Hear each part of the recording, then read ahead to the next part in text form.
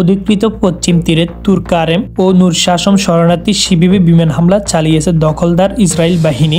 এই ঘটনায় নারীসহ অন্তত 8 জন ফিলিস্তিনি নিহত হয়েছেন।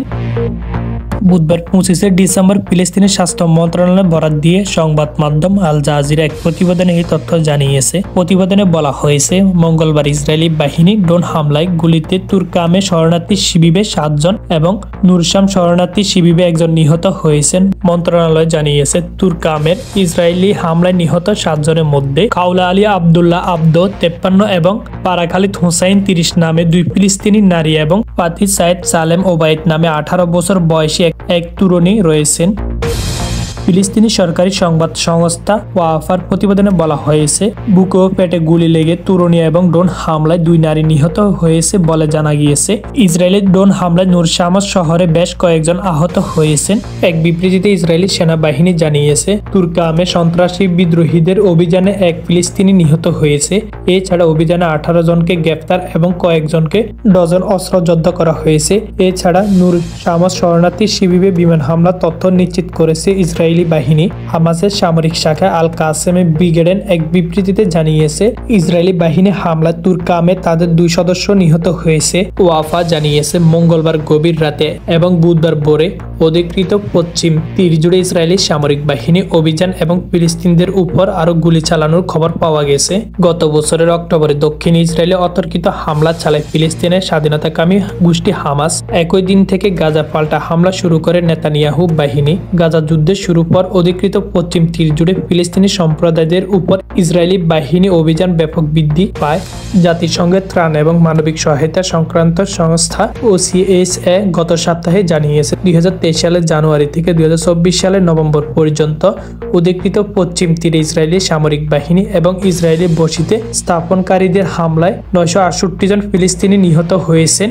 এদের মধ্যে অন্তত 210 জন ছিল শিশু। ফিলিস্তিনের স্বাধীনতাকামী সংগঠন হামাসের রাজনৈতিক শাখার ফায়াদ প্রধান ইসমাইল হানিয়া হত্যার কথা স্বীকার করেছে ইসরায়েল। সোমবার 23 ডিসেম্বর ইসরায়েলের প্রতিরক্ষা মন্ত্রী ইসরায়েলের এক বিবৃতিতে হত্যার কথা স্বীকার করেন। ইসরায়েলের এই স্বীকারোক্তি তীব্র নিন্দা জানিয়েছে ইরান। বার্তা সংস্থা AFP জানিয়েছে, ইরান এটিকে জঘন্য অপরাধ আখ্যা দিয়ে এর প্রতিক্রিয়া ইসরায়েলের ক্ষেপণাস্ত্র হামলার দাবি করেছে। জাতিসংঘে ইরানের রাষ্ট্রদূত আমির সাইদ ইরাবিন জাতিসংঘ মহাসচিবকে লেখা এক চিঠিতে বলেন, এই বেপরোয়া স্বীকারোক্তির মধ্যে এটা প্রমাণিত হয়েছে যে এই হত্যাকাণ্ডের দায় সম্পূর্ণভাবে ইসরায়েল। এছাড়া কাজের বক্তব্য প্রমাণ হয়েছে যে ইরান প্রতিশোধ হিসেবে ইসরায়েলে হামলা চালিয়ে সঠিক কাজ করেছে। গত 31 জুলাই ইরানের রাজধানী তেহরানে ইসমাইল হানিয়াকে হত্যা করা হয়। এই হত্যাকাণ্ডের জন্য শুরু থেকে ইসরায়েলকে দায়ী করে আসছিল ইরান ও হামাস। প্রতিক্রিয়া হিসেবে অক্টোবরে ইরান ইসরায়েলের দিকে 200টি ক্ষেপণাস্ত্র নিক্ষেপ করে, যা হানিয়াকে হত্যার প্রতিশোধ হিসেবে দেখা হয়। হানিয়াকে হত্যার 5 মাস পরে সোমবার প্রথমবারের মতো স্বীকার করে ইসরায়েল।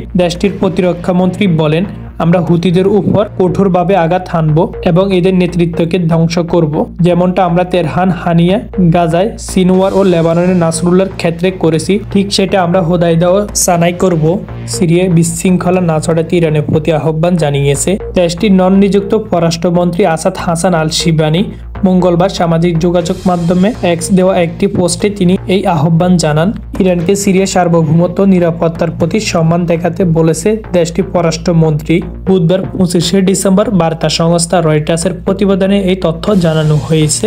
পোস্টে সিরিয়ার পররাষ্ট্রমন্ত্রী বলেন, ইরানকে অবশ্যই সিরিয়ার জনগণের ইচ্ছা এবং দেশটির সার্বভৌমত্ব নিরাপত্তাকে সম্মান করতে হবে। সিরিয়া বিশৃঙ্খলা ছড়ানো থেকে আমরা তাদের সতর্ক করেছি। সর্বশেষ মন্তব্যের পর প্রতিক্রিয়া দেখানো হলে তাদেরকে দায়ী করা হবে। অবশ্য কোনো মন্তব্য তা উল্লেখ করেননি সিরিয়ার পররাষ্ট্রমন্ত্রী। গত রোববার টেলিভিশনে দেওয়া এক ভাষণে ইরানের সর্বোচ্চ নেতা আয়াতুল্লাহ আলী খামেনি বলেন, যারা নিরাপত্তার পরিবেশ তৈরি করেছে তাদের বিরুদ্ধে সিরিয়ার যুবকদের দৃঢ় সংকল্প নিয়ে রুখে দাঁড়াতে হবে। খামেনি আরো বলেন, তাদের ধারণা সিরিয়া একটি শক্তিশালী ও সম্মানিত গোষ্ঠী গড়বে, কারণ এই সিরিয়া তরুণদের হারানোর কিছু নেই। তাদের স্কুল, বিদ্যালয়, বাড়িঘর, রাস্তাঘাট অনিরাপদ। ইরানের সর্বোচ্চ নেতা মনে করেন, সিরিয়া তরুণদের অবশ্যই নিরাপত্তাহীনতার পরিকল্পনাকারী ও বাস্তবায়নকারীদের বিরুদ্ধে বিরুদ্ধে দৃঢ় সংকল্প নিয়ে রুখে দাঁড়াতে হবে, তাদের বিরুদ্ধে বিজয় হতে হবে। পশ্চিম তীরে ইসরায়েলি বাহিনীর ড্রোন হামলায় 8 জন ফিলিস্তিনি নিহত। 13 বছরের গৃহযুদ্ধের পর 8 ডিসেম্বর প্রেসিডেন্ট বাশার আল আসাদের ক্ষমতাচ্যুত করে সিরিয়ার বিদ্রোহীরা। হামাসের হাতে 6 জন জিম্মি নিহত হওয়ার পিছনে ইসরায়েলি সেনাবাহিনীর কর্মকাণ্ডে পরোক্ষ প্রভাব রয়েছে। মঙ্গলবার 24 ডিসেম্বর ইসরায়েলি সেনাবাহিনী কর্তৃক প্রকাশিত এক তদন্ত প্রতিবেদনে এই দায়ী করা হয়। ব্রিটিশ বার্তা সংস্থা রয়টার্স এই খবর জানিয়েছে। প্রতিবেদনে দায়ী করা হয় আটককর্মীদের হাতে জিম্মিরা নিহত হয়েছে, তবে ওই অঞ্চলে ইসরায়েলি সেনাবাহিনীর সতর্ক পদক্ষেপ সত্ত্বেও এই হত্যাকাণ্ড তাদের কর্মকাণ্ডের পরোক্ষ প্রভাব রয়েছে।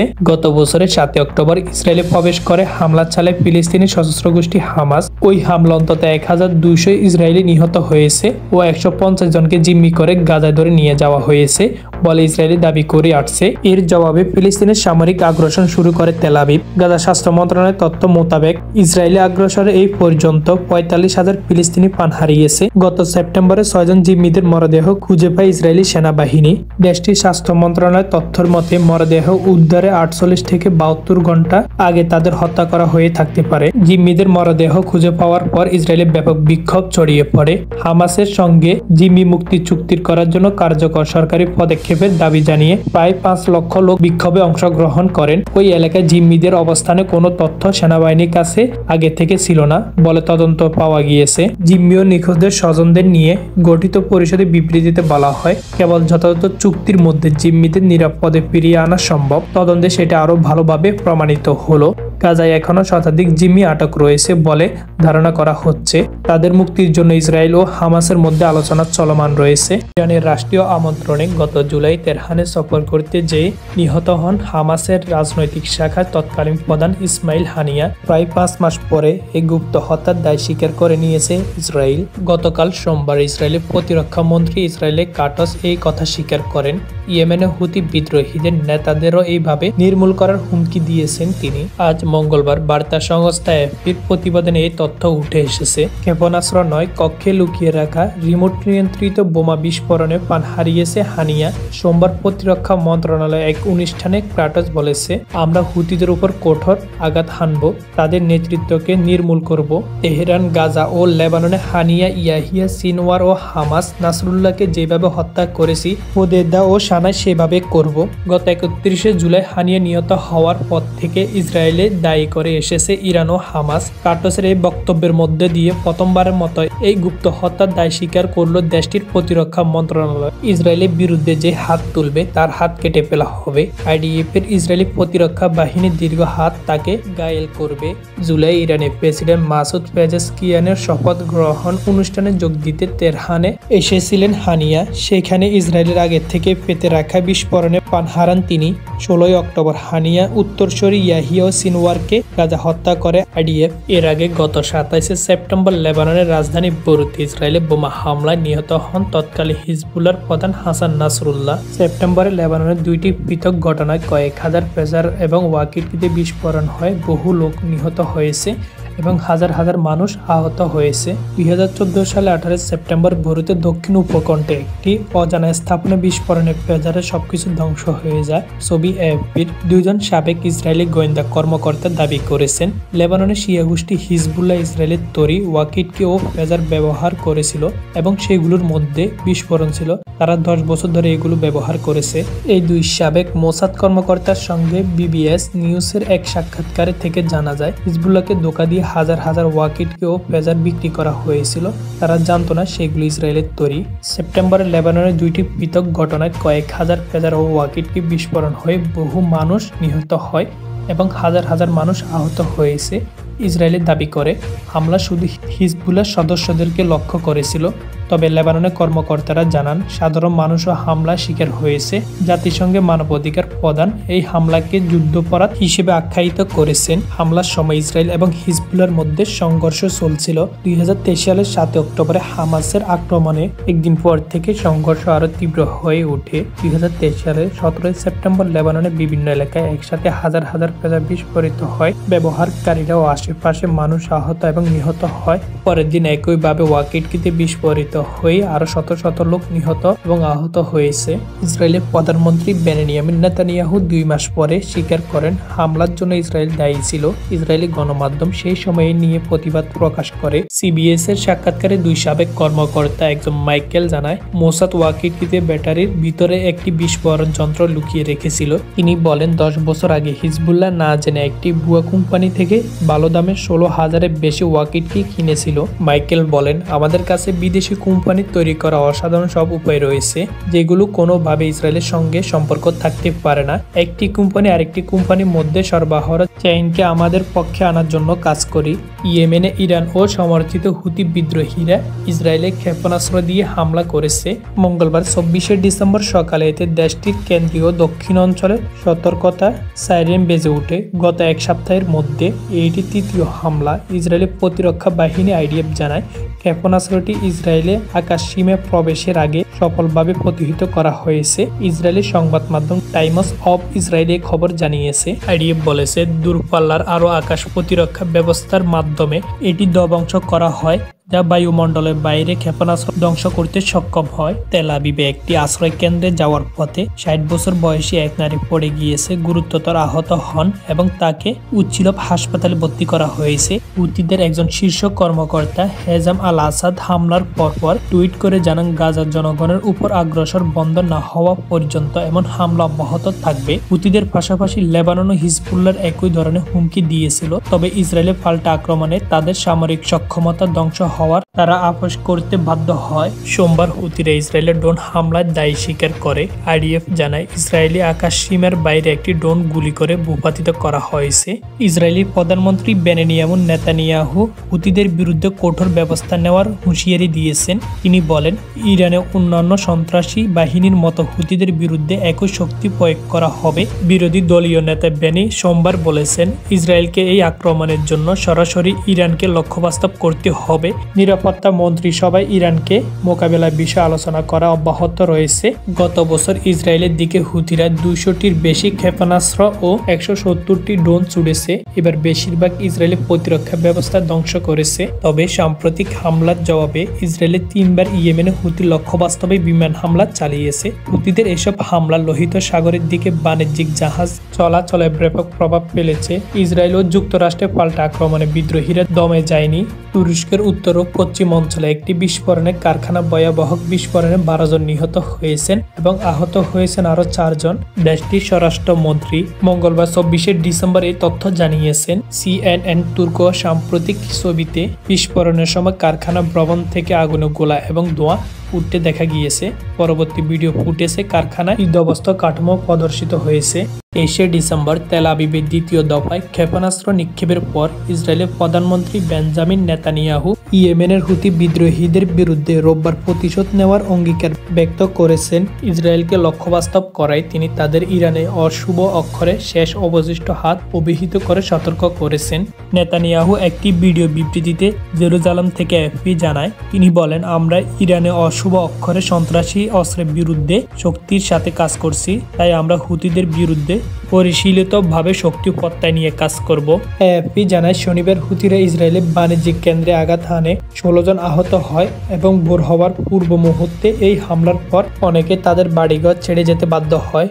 হুতিরা দাবি করেছে এটি ছিল একটি ক্ষেপণাস্ত্র আঘাত। এই সপ্তাহে তেল আবিবের উপর শনিবারের হামলাটি ছিল ইসরায়েলের উপর হুতিদের এই ধরনের দ্বিতীয় হামলা। 2023 সালের 7 অক্টোবর ইসরায়েলের উপর হামাসের মারাত্মক হামলার পর যুদ্ধ শুরু হয়। ইরান সমর্থিত হুতিরা বলেছে গাজা ইসরায়েল ও হামাসের মধ্যে চলমান যুদ্ধে তারা ফিলিস্তিনদের সাথে একান্ত প্রকাশ করেছে। হুতিরা তেল আবিবে আঘাত হানার কয়েক ঘন্টা পর শনিবার ইয়েমেনে বিদ্রোহী নিয়ন্ত্রিত রাজধানী সানা লক্ষ্যবাস্তবের উপর মার্কিন যুক্তরাষ্ট্র বিমান হামলা চালায়। এতে বলা হয়েছে মার্কিন বাহিনী লোহিত সাগরের উপর দিয়ে একাধিক হুতি ড্রোন এবং একটি জাহাজকে ক্ষেপণাস্ত্র ভূপাতিত করেছে। বিদ্রোহী নিয়ন্ত্রিত সানা মার্কিন যুক্তরাষ্ট্রে আঘাত হানার পর নেতানিয়াহু সর্বশেষ মন্তব্যটি আসে। ইসরায়েলের তেল আবিবে হুতির ক্ষেপণাস্ত্র হামলার পাল্টা জবাব দিয়েছে যুক্তরাষ্ট্র। হুতিদের হামলা কয়েক ঘন্টা ঘন্টার পর গত শনিবার ইয়েমেনের রাজধানী সানায় মার্কিন বাহিনী এই পাল্টা হামলা চালিয়েছে। যুক্তরাষ্ট্রের সেন্ট্রাল কমান্ড এক বিবৃতিতে জানিয়েছে, বিদ্রোহীদের ক্ষেপণাস্ত্র ভান্ডার ও অভিযান পরিচালনা কেন্দ্রকে লক্ষ্য করে এই হামলা চালানো হয়। যুক্তরাষ্ট্র জানায়, লোহিত সাগরের উপর হুতিদের বেশ কয়েকটি ড্রোন ও একটি জাহাজে ক্ষেপণাস্ত্র ভূপাতিত করেছে মার্কিন বাহিনী। এর কিছুক্ষণ পর হুতি বিদ্রোহী নিয়ন্ত্রিত আল মাসিরা টিভি চ্যানেলে খবরে পশ্চিমা বাহিনীকে দায়ী করে সানায় উত্তান শহরে হামলার খবর প্রচার করা হয়। মার্কিন ও ব্রিটিশ বাহিনী এই বছরে বিদ্রোহীদের লক্ষ্য বাস্তবে বারবার হামলা চালিয়েছে। ইয়েমেনের হুতি গোষ্ঠী চোরা একটি ক্ষেপণাস্ত্র ইসরায়েলের তেল আবিবের শহরে একটি পার্কে গত শনিবার আঘাত হানে। তেল আবিবের জাপার এলাকায় ক্ষেপণাস্ত্রটি আঘাতে 23 জন সামান্যতর আহত হয়েছেন বলে স্থানীয় সংবাদ মাধ্যম জানিয়েছে। ক্ষেপণাস্ত্রটি ভূপাতিত করতে আকাশ প্রতিরক্ষা ব্যবস্থা ব্যর্থ হয়েছে বলে স্বীকার করেছে ইসরায়েলের সামরিক বাহিনী। এটি একটি হাইপারসনিক ক্ষেপণাস্ত্র ছিল বলে দাবি করেছে হুতিরা। এর আগে গত বৃহস্পতিবার ভোরের দিকে ইয়েমেনের সামরিক স্থাপনা ক্ষেপণাস্ত্র হামলা চালায় ইসরায়েল। এর আগে গত বৃহস্পতিবার ভোরের দিকে ইয়েমেনের রাজধানী সানা ও বন্দর নগরী হুদাইদাতে বিদ্যুৎ কেন্দ্রে জ্বালানি স্থাপনা হামলা চালায় ইসরায়েল। ওই হামলা কমপক্ষে 9 জন নিহত হন। হুতিদের ক্ষেপণাস্ত্র নিক্ষেপের পাল্টা জবাবে ওই হামলা চালানো হয় বলে দাবি করেছে ইসরায়েল। গত বছরের 7 অক্টোবরে ফিলিস্তিনের গাজায় নির্বিচার হামলা শুরু করে ইসরায়েল। এই হামলা বন্ধের দাবি এবং ফিলিস্তিনদের প্রতি সংহতি জানিয়ে ইসরায়েলের লক্ষ্য করে প্রায় ক্ষেপণাস্ত্র ছুড়েছে হুতিরা। জবাবে ইয়েমেন বিদ্যুৎ বন্দর ও জ্বালানি স্থাপনা একাধিকবার হামলা চালিয়েছে ইসরায়েল। ইয়েমেনে হামলা করতে গিয়ে ফ্রেন্ডলি ফায়ার বা বুলে নিজেদের গুলিতে নিজেদের যুদ্ধবিমান বিধ্বস্ত হয়েছে বলে যে দাবি মার্কিন বাহিনী করেছিল তা প্রত্যাখ্যান করে সেনা। দেশটির বিদ্রোহী গোষ্ঠী হুতির দাবি, তারাই গুলি করে ওই F-18 মার্কিন যুদ্ধবিমান ভূপাতিত করেছে। ইয়েমেনের সশস্ত্র বাহিনীর মুখপাত্র ব্রিগেডিয়ার জেনারেল ইয়াহিয়া সারি রোববার 22 ডিসেম্বর এক বিবৃতিতে বলেছেন, আমরা লোহিত সাগরে একটি মার্কিন বিমান বাহিনী রন্তরিতে ভয়াবহ হামলা করে ইয়েমেনে আগ্রাসন চালানো একটি যৌথ ব্রিটিশ মার্কিন প্রচেষ্টা নস্যাৎ করে দিয়েছে। খবর ইনার। ইয়েমেনের শিয়াপন্থী হুতি বিদ্রোহীদের সামরিক স্থাপনা লক্ষ্য করে বিমান হামলা চালিয়েছে যুক্তরাষ্ট্র। গত শনিবার যুক্তরাষ্ট্রের প্রতিরক্ষা বিভাগ সামাজিক মাধ্যমে এই দাবি করে। এই সংক্রান্ত পোস্টে বলা হয়, ইয়েমেনের রাজধানী সানা হুতিদের স্থাপনা গুড়িয়ে দিয়েছে মার্কিন বাহিনী। খবর রয়টার্স। খবরে বলা হয়, সানায় হুতিদের ক্ষেপণাস্ত্র গুদাম এবং কমান্ডো ও কন্ট্রোল সেন্টারকে নিখুঁত নিশানায় করে হামলা চালানো হয়েছে। এর আগে তেল আবিবে ক্ষেপণাস্ত্র হামলা চালিয়েছে হুতিরা। ওই ক্ষেপণাস্ত্রটি ইসরায়েলের প্রতিরক্ষা ব্যবস্থায় ভেদ করতে সক্ষম হয়। এতে ইসরায়েলের 14 জন আহত হন। এরপর ইয়েমেনে হামলার দাবি করল যুক্তরাষ্ট্র। 21 ডিসেম্বর 2024 সালে ইসরায়েলের তেল আবিব শহরে ক্ষেপণাস্ত্র ছুড়েছে ইয়েমেন। শনিবার ইসরায়েলের সামরিক বাহিনী বলেছে যে তারা ইয়েমেন থেকে ছোড়া এই ক্ষেপণাস্ত্র আটকাতে ব্যর্থ হয়েছেন, ফলে হামলা কমপক্ষে 14 জন আহত হয়েছেন। খবর AFPর। জাতীয় চিকিৎসা পরিষেবা বলেছেন, হামলায় 14 জন আহত হয়েছেন, তবে কেউ গুরুতর আহত হয়নি। ইসরায়েলের সামরিক বাহিনী টেলিগ্রাম চ্যানেলে বলেছে, ইয়েমেন থেকে উৎক্ষেপণ করা একটি চিহ্নিত করা হয়েছিল এবং বাধা দেওয়ার চেষ্টা হয়েছিল, তবে ক্ষেপণাস্ত্র আটকাতে ব্যর্থ হয়েছেন, ফলে হামলা কমপক্ষে 14 জন আহত হয়েছেন। 1 বছরের বেশি সময় আগে গাজা যুদ্ধ শুরু হওয়ার পর থেকে ইয়েমেন ইরান ও সমর্থিত হুতি বিদ্রোহী বরাবর ইসরায়েলের বিরুদ্ধে ক্ষেপণাস্ত্র হামলা চালিয়েছে, যার বেশিরভাগ বাধা দেওয়া হয়েছে। ইসরায়েলও একাধিকবার ইয়েমেনের লক্ষ্য বাস্তবে হামলা চালিয়েছে, যার মধ্যে বন্দর, জ্বালানি এবং হুতিদের নিয়ন্ত্রিত এলাকায় রয়েছে। ইসরায়েলের সংবাদ মাধ্যম এবং পুলিশ শনিবার বলেছে, ইয়েমেন থেকে ছোড়া ক্ষেপণাস্ত্রটি তেল আবিবের পূর্ব বেনি ব্রাক শহরে আঘাত আনে। হুতির বিদ্রোহীরা বলেছে যে তারা ফিলিস্তিনদের সাথে সংহতি প্রকাশ করছে এবং গাজার উপর আগ্রাসন বন্ধ না হওয়া পর্যন্ত এবং অবরোধ প্রত্যাহার না হওয়া পর্যন্ত অভিযান চালিয়ে যাবে। হুতিরা নিয়মিতভাবে লোহিত সাগর এবং এডেন উপমহাসাগরের বাণিজ্যিক জাহাজগুলোকে হামলার লক্ষ্যবাস্তব করেছে, যার ফলে মার্কিন যুক্তরাষ্ট্র এবং কখনো কখনো ব্রিটিশ বাহিনী হুতিদের লক্ষ্যবাস্তবে প্রতিশোধমূলক হামলা চালায়। লোহিত সাগরের আকাশে উঠতে থাকা নিজেদের একটি যুদ্ধবিমান ভুলবশত গুলি করে ভূপাতিত করেছে যুক্তরাষ্ট্রের সামরিক বাহিনী। মার্কিন F-18 হর্নেটের বিমানটিতে 2 জন পাইলট ছিলেন। গুলিতে ভূপাতিত হওয়ার সময় তারা বেরিয়ে পড়েন। রোববার ভোররাতে এই ঘটনা ঘটে। খবর BBC ও রয়টার্সের। মার্কিন সামরিক বাহিনী এক কমান্ডো বিবৃতিতে জানিয়েছে, স্পষ্ট প্রতীয়মান নিজেদের ছুড়ে গুলির ঘটনার পর 2 জন পাইলটকে উদ্ধার করা হয়েছে। তাদের মধ্যে একজন সামান্যতর আহত হয়েছে। ভুলবশত হর্নেটের বিমানটিকে লক্ষ্য করে গুলি করে আর সেটি আঘাতপ্রাপ্ত হয়। গাজা যুদ্ধ শুরু হওয়ার কিছুদিনের মধ্যে সামরিক তৎপরতার কারণে লোহিত সাগর উত্তপ্ত হয়ে ওঠে। ইসরায়েল ভারতের বিরুদ্ধে যুদ্ধের প্রস্তুতি নিচ্ছে দাবি জানিয়েছে। ইন্টারনেটে একটি ছবি প্রচার করা হচ্ছে। ইন্টারনেটে অস্ত্র ও লাঠি হাতে একদল মাদ্রাসা ছাত্রের ছবি প্রচার করে দাবি জানানো হয়।